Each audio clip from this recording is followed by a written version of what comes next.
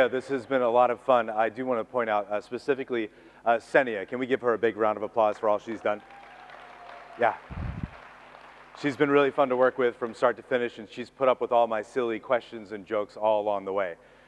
So my name is Anthony Poponi, and for many people there is a nickname.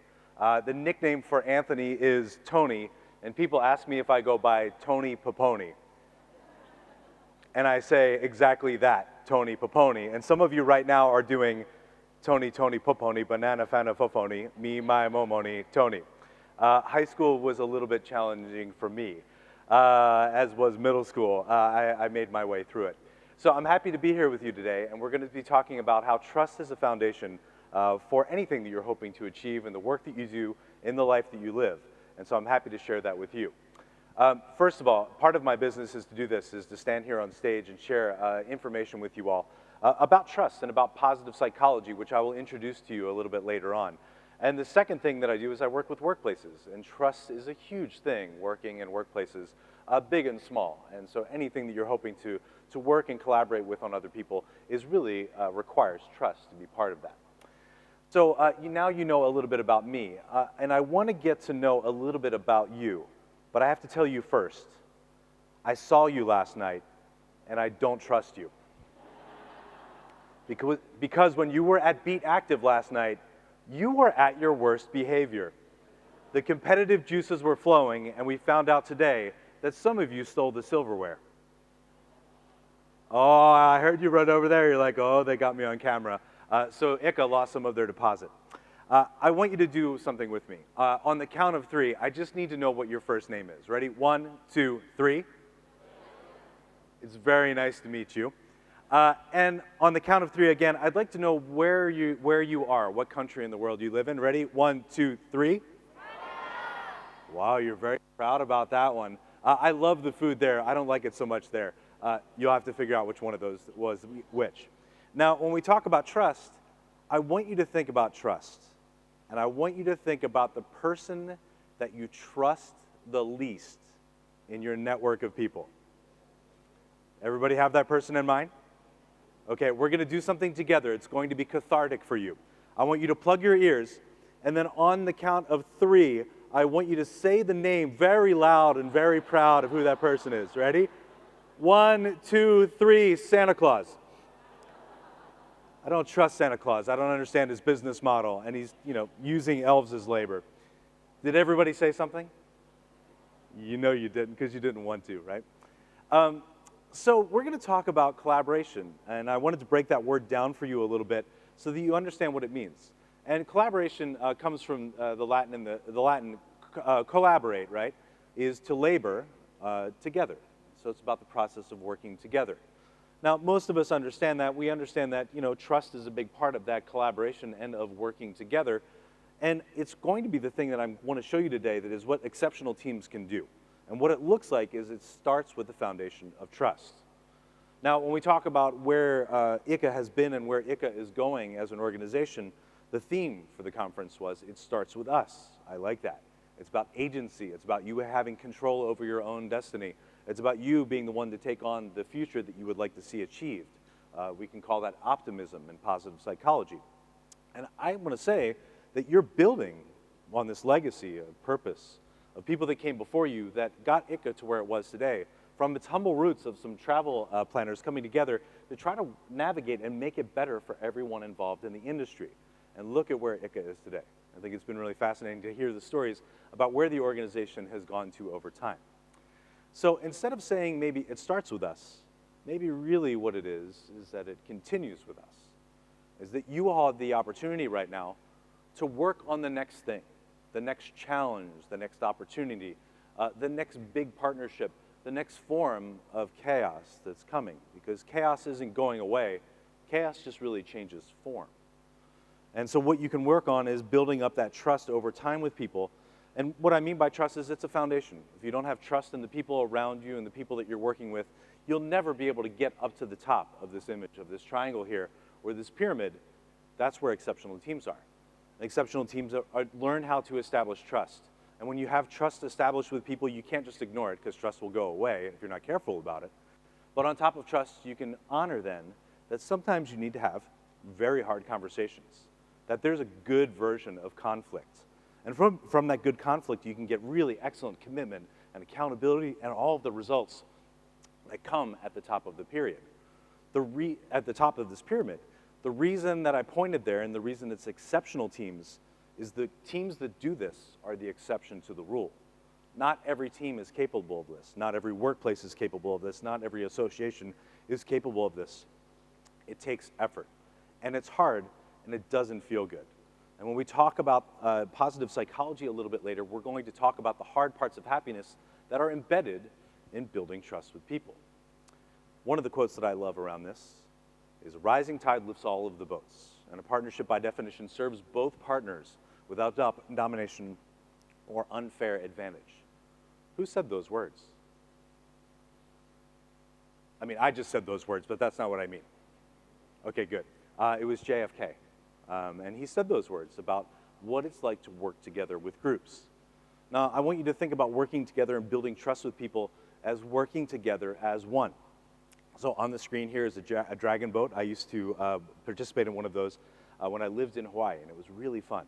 And what's really unique about these dragon boats is that they have a person at the front and the person in the back. Notice that in this image, they're standing up. The idea is one person is facing the crew, talking and communicating to the crew, and the other person is looking out ahead and seeing what's coming, avoiding danger and setting the course for everyone. Everyone else has their heads down, actively paddling, not worried about what's up in front of them, not worried about what's behind, just working as one. Now, if you take all of those people out of the boat, dragon boats are big, right? And you try to operate that boat all by yourself, well, you're just going to go in circles because it's impossible for you to navigate doing that all by yourself, okay? That's what it takes, and that's what it means to be working as one. Trust is huge for that. That trust and belief in the people next to you, all working towards the same goal, having that assumption that those people are all working towards that same goal alongside of you. The human brain loves trust. Now, there's two parts of the brain that I want to point out today. When you are stressed out and unhappy, the back part of your brain, this is the amygdala and the limbic system. This is triggered and turned on when there's a lack of trust or when there's stress. And of course, those are both commonly linked to each other. Now, in the front of your brain is the prefrontal cortex. This is the supercomputer inside your brain. This is the thing that does all of the critical thinking for you that you need to be turning on. And when this is turned on and you're worried about things like fight or flight, right, taking on the big challenge in front of you, you start worrying more about yourself than about the people around you. So we have to turn this part of our brain off, turn this on, and that's where trust can help us turn back on that supercomputer. Now, let's talk about where you've come from. Do you have Yelp here in Thailand? If you did, Yelp would probably have one review for the year 2020. Does everyone agree with me on that? Yes, how many people out here have dogs? Only a few of you? Do that again. How many people have dogs? Because that means the rest of you are cat people, and I don't trust cat people. Yeah, you know why. Okay. Now, 2020 was a really hard year for the events industry overall, right?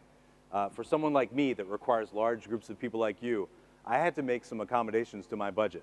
So my finances went in 2020. And it got so bad that instead of buying the really nice dog food, the premium kind with all the fancy goodness in it, I had to switch over and buy the big bags of the really cheap dog food. And I didn't even have dogs at the time. I just needed cheap protein for myself. Thank you for laughing at me when I tell you that I was eating dog food. You're the same people that were at Beat Active last night. I see. Now, when we moved into 2021, we were like, well, things are going to obviously get better for us.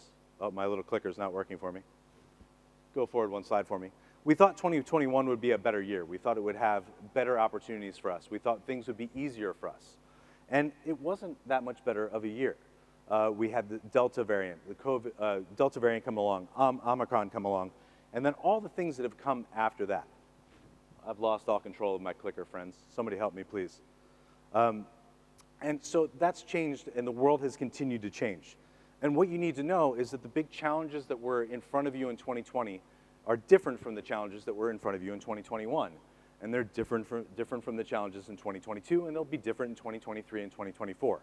Chaos doesn't go away, it just changes form. And if you can honor that, and you can build trust with the people around you, then you know how to navigate that change that will inevitably come. So we knew that it was really hard to hire people after the pandemic was ending, right? The Great Resignation in the United States. And people left work and they weren't coming back.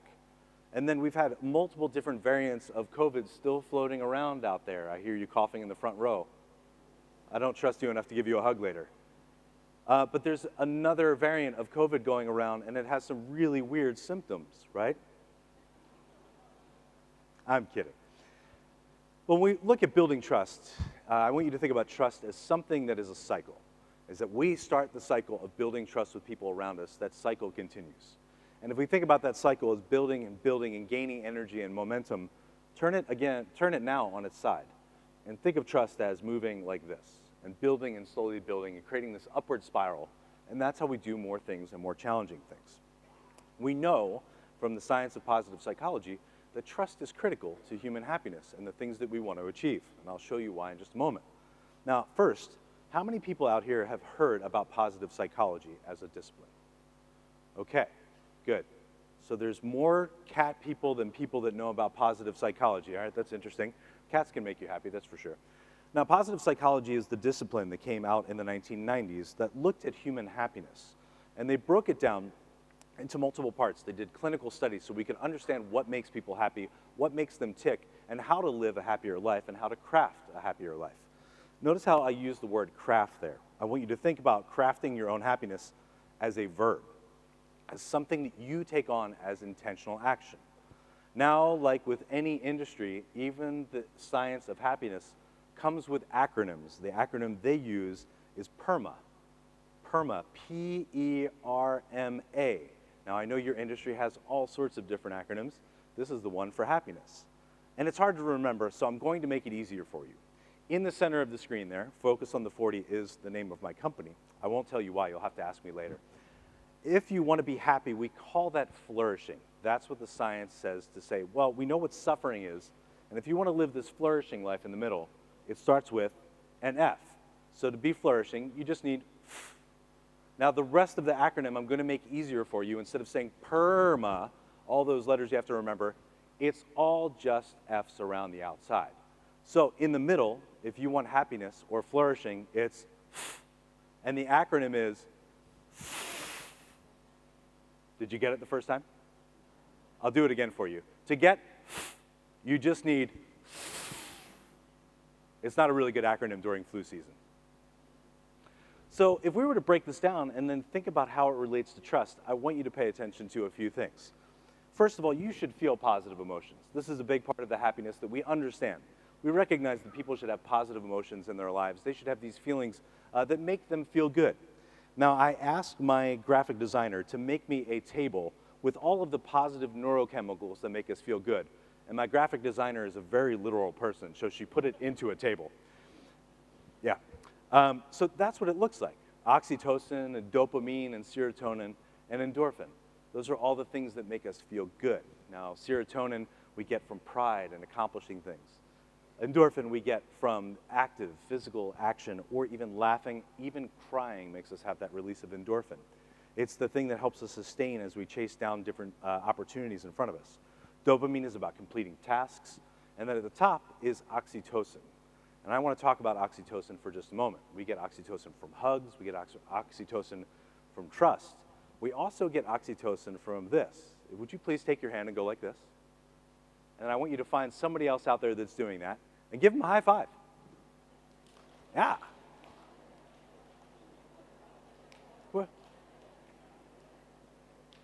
Where's mine? Nobody, I got an air high five, thank you very much. All right, ready? Air high five on 3. Hands up. Ready? 1, 2, 3. Oh, thank you. I'm starting to trust you more and more. A little bit, okay? So oxytocin is really important, and that process of creating trust with other people releases oxytocin, and it makes us feel good. We like that feeling of trusting other people. We are wired to want to work with groups of other people that we perceive as being like us, people that we perceive as being working as one towards the same common goals. That makes us feel great. We are wired to do that because of our ancestral wiring in our brain. Now, in our model of happiness, I also want to introduce one of the things that we need to always embrace when we think about collaborations and partnerships. And that is moving forward. This is growth and mastery. This is self-growth, awareness, success, achievement. And one of the most important words is on the bottom right there, about the unique contribution. When you have a team that works really well together, that has people contributing their unique expertise to a process, that's how you collaborate and move things forward. You also have to learn to honor that, and I'll show you how as we get towards the end of our presentation. Now, when we move forward in life, it's not just about talent alone. Talent will get you so far. Then you have to build skills on top of that. And in our lives, we do that. We don't even notice sometimes of all the skills that we've continued to build over time as we've grown. But talent will only get you so far, and then you have to push through. The word grit means to have long-term goals and to persevere into accomplishing those goals. Resilience means how quickly do you bounce back from something that, where you've had a failure before. And then when you're trying something new, it comes with a degree of inexperience, and it can make you uncomfortable, and that's okay. If you can learn to lean into that discomfort, that's part of growth as well. Failure is part of the process of trying to move forward. You're probably not going to get anything perfect the first time you try doing it. And working with partners is part of that as well. That's that collaboration of laboring with other people. Now, I talked about that discomfort just a moment ago. So in our model, I want you to pay attention to being focused, right? Working on the deeper and harder things that come from the work that you're doing and the challenges in front of you. On that top line in the bottom, something called strategic discomfort. Sometimes you just need to be okay with trying new things, and it's not going to feel good because you haven't done before. And your brain is like, no, we don't know how to do this. We don't know how to do this. Go back to the way you were doing it. And the way that you were doing it before is the way that you got to where you are. And so to try new things requires leaning into what we call challenge stress, of trying that as well. So if we understand all these pieces and we can say to ourselves, okay, I'm trying something new. I'm working with new people. I have to be vulnerable. I can't just do this on talent. I have to build new skills. You can be okay with those hard parts of happiness that will not feel good at the time. It'll feel really good in retrospect when you look back on the things you've done and the things that you've achieved over time. So when we talk about trust, begetting trust. Remember, it was a cycle that went like this, and I said, well, let's change that, and let's look at trust as something that cycles upward over time as we build that. Now, one of the real tricks with trust is that in the world today, we are a society that likes microwaves. How many people have microwaves at home? Oh, and we're replacing those with air fryers because we can do anything with an air fryer, right? You could put in a rock and turn on the air fryer and like a casserole comes out, right? I don't own an air fryer. That's what I think an air fryer can do. But we are a microwave society. We want things to happen like this. We want them to happen very quickly. We want our popcorn right away. We want everything to be done right away. And trust is not a microwave process. Trust requires time with the people in front of you, building up that trust over time. Because trust requires vulnerability. Trust requires for us to let our guard down, and our brain doesn't like to do that with people that we don't know. Now, if you're working with a group of people, high trust groups have some common factors, and I want to share that with you today, and then I'm going to share a resource with you at the end so that you can continue to explore this with the group or any group of people that you're working with, whether it's your workplace, associations, or other partners in the industry.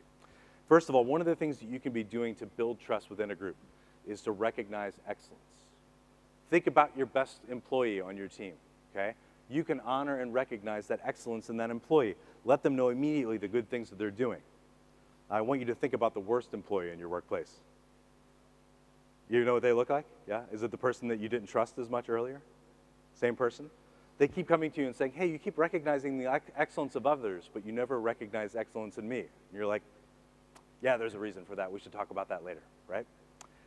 Second thing is, when we challenge people, when we're working on trust, honor that challenge that you've given new people when you look for them to grow into a new role, it requires them to be vulnerable. So you let them go and empower them by saying, I want you to try something new that you've never tried before, and then I want you to be vulnerable enough to come back to me when you can't achieve that thing.